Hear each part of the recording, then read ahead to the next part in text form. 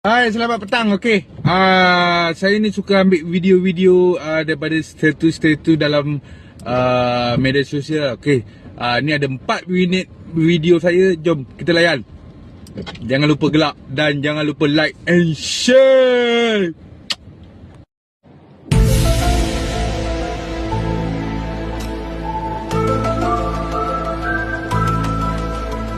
Apa ni ngah? Tak pakai kaki ayam, tulisan buruk cakap ayam, barang murah cak ayam, lawa tak ikhlas ajak-ajak ayam, tidur tak lena tidur ayam, usaha tak sungguh angat-angat baik ayam. Korang ni ada apa masalah dengan ayam? Aku nak bagi tahu ni, tadi aku beli air kotak, dia tulis buka di sini, tapi aku balik buka kat rumah, tak apa kan? Tak apalah bang. Jangan kau buka seluar kau dah. Jap. Santai lagi. Namakan buah yang bermula dari huruf J selain jambu dan jagung. Jambutan. Jengkol. Durian.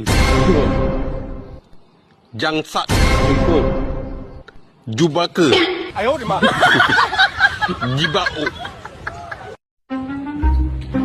Binatang apa lagi yang bermula dari huruf K selain kirafa, kibra dan konyet? Oh, ni kat rumah banyak. Kipas.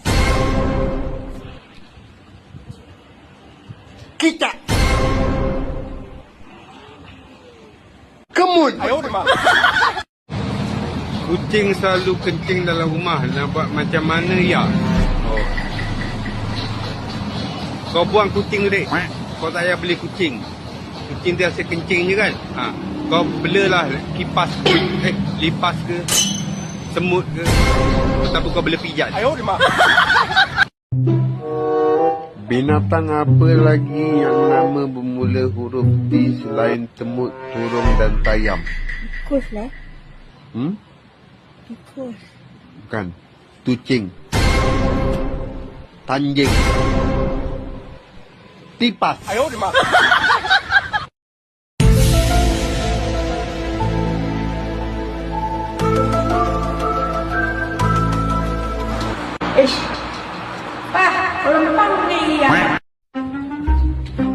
Binatang apa lagi yang bermula dari huruf K selain kirafa,